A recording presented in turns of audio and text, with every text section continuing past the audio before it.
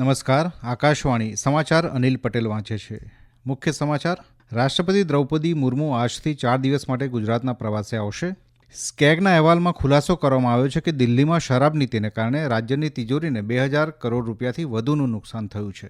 દેશભરમાં મહાશિવરાત્રિ પર્વની ભારે ઉમંગ અને શ્રદ્ધાપૂર્વક ઉજવણી કરવામાં આવી રહી છે.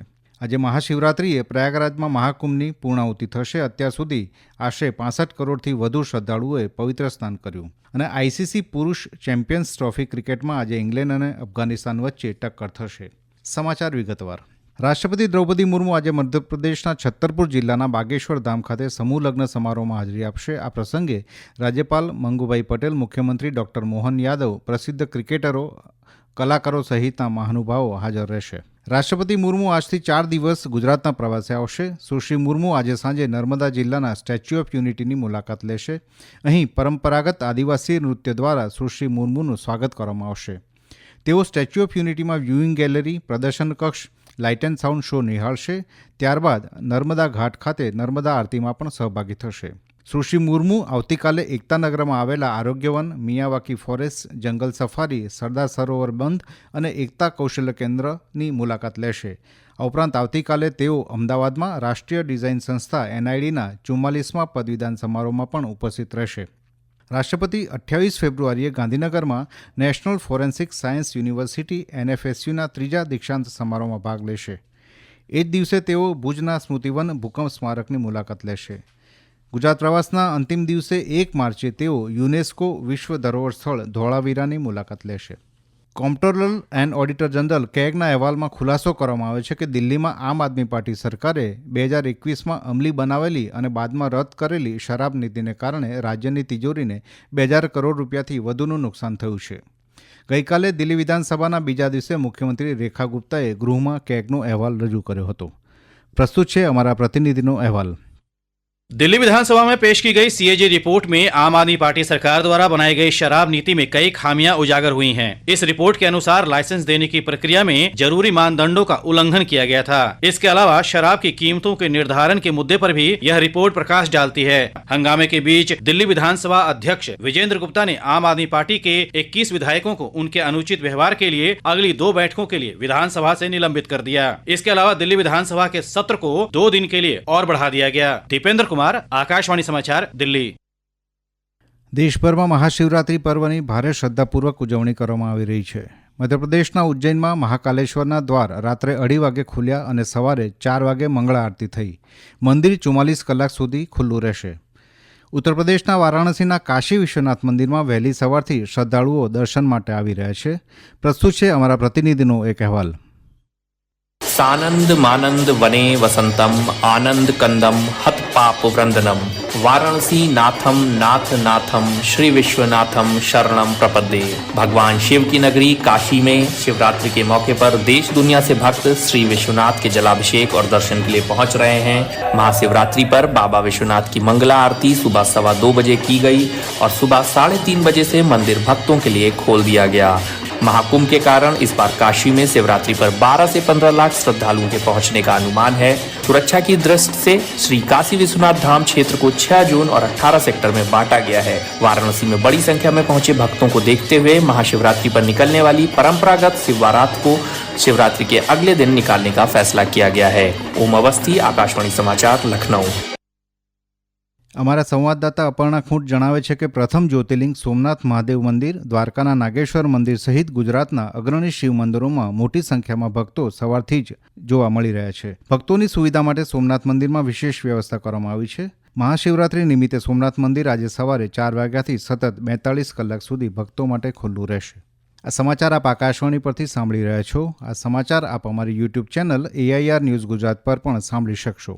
વધુ સમાચાર માટે અમારી વેબસાઇટ newsonair.gov.in/gujarati અને અમારા એક્સ હેન્ડલ AIR_news_ ને ફોલો કરશો. અને હવે મહાકુંભ અંગેના સમાચાર.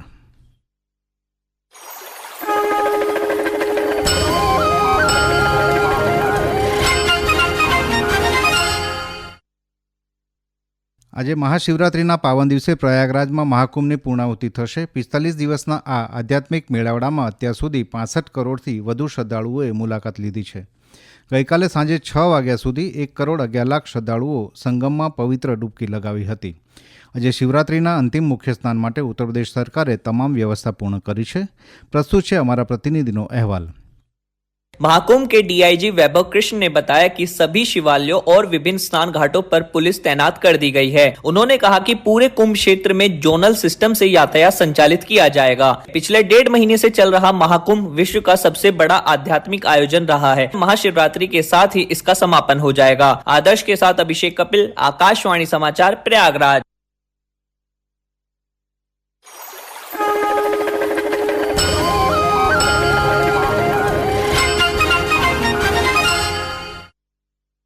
ઉપરાષ્ટ્રપતિ જગદીપ ધનખડ આજે અરુણાચલ પ્રદેશની એક દિવસની મુલાકાતે જશે. તેઓ કામલે જિલ્લાના બોસિમલા ખાતે પ્રથમ વખત આયોજિત સંયુક્ત મેગા ન્યુકોમ યુલો ઉજવણીમાં મુખ્ય અતિથિ તરીકે હાજરી આપશે. સંસદીય બાબતો અને લઘુમતી બાબતોના મંત્રી કિરેન રિજિજુ પણ આ કાર્યક્રમમાં હાજરી આપશે. આઈસીસી પુરુષ ચેમ્પિયન્સ ટ્રોફીમાં આજે ગ્રુપ બીની મેચમાં ઇંગ્લેન્ડ અને અફઘાનિસ્તાન વચ્ચે ટક્કર થશે. પાકિસ્તાનના લાહોરના ગદ્દાફી સ્ટેડિયમ ખાતે ભારતીય સમય અનુસાર બપોરે 2:30 વાગે મેચ શરૂ થશે. આ મેચ બંને ટીમો માટે નિર્ણાયક રહેશે. હારનાર ટીમ ટુર્નામેન્ટમાંથી બહાર નીકળી જશે.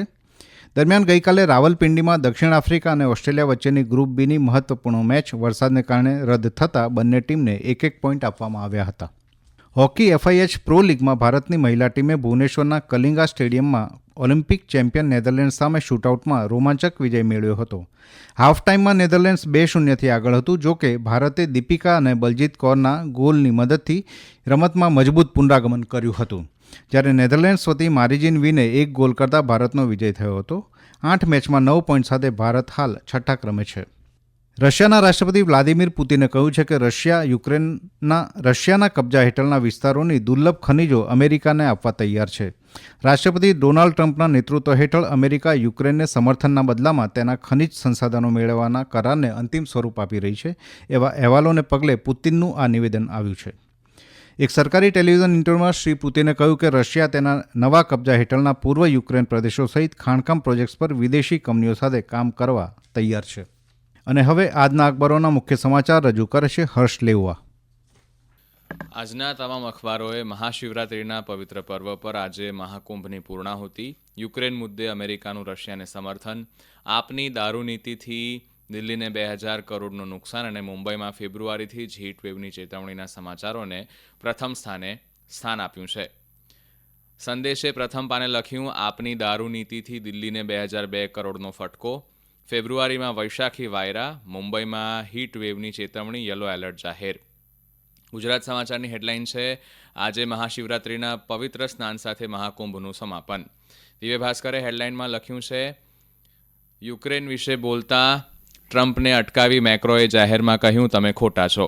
નવ ગુજરાત સમય લખે છે, તમિલનાડુમાં દિલ્હી ભાષા થોપવા મુદ્દે સ્ટાલિન આકરા પાણીએ, અમે વધુ એક ભાષા યુદ્ધ માટે તૈયાર. ફૂલસાબ મુખ્ય શીર્ષકમાં લખે છે, યુક્રેન યુદ્ધ મુદ્દે હવે યુનોમાં રશિયા અમેરિકા સાથે. ઇન્ડિયન એક્સપ્રેસે એઇમ્સની અસામાન્ય સર્જરીના સમાચાર પ્રથમ પાને પ્રકાશિત કર્યા છે. આ ઉપરાંત કેનેડામાં ઇમિગ્રેશનના નવા નિયમોથી હજારો ભારતીયો મુશ્કેલીમાં મુકાઈ શકે તેવા સમાચારો પણ પ્રથમ પાને પ્રકાશિત થયા છે. અંતમાં મુખ્ય સમાચાર. રાષ્ટ્રપતિ દ્રૌપદી મુર્મુ આજથી 4 દિવસ માટે ગુજરાતના પ્રવાસે આવશે. CAGના અહેવાલમાં ખુલાસો કરવામાં આવ્યો છે કે દિલ્હીમાં શરાબ નીતિને કારણે રાજ્યની તિજોરીને 2000 કરોડ રૂપિયાથી વધુનું નુકસાન થયું. દેશભરમાં મહાશિવરાત્રિ પર્વની ભારે ઉમંગ અને શ્રદ્ધાપૂર્વક ઉજવણી કરવામાં આવી રહી છે. આજે મહાશિવરાત્રિએ પ્રયાગરાજમાં મહાકુંભની પૂર્ણાહુતિ થશે. અત્યાર સુધી આશરે 65 કરોડથી વધુ શ્રદ્ધાળુઓએ પવિત્ર સ્નાન કર્યું અને આઈસીસી પુરુષ ચેમ્પિયન્સ ટ્રોફીમાં આજે ઇંગ્લેન્ડ અને અફઘાનિસ્તાન વચ્ચે ટક્કર થશે. આકાશવાણી પરથી સમાચાર પૂરા થયા. નમસ્કાર.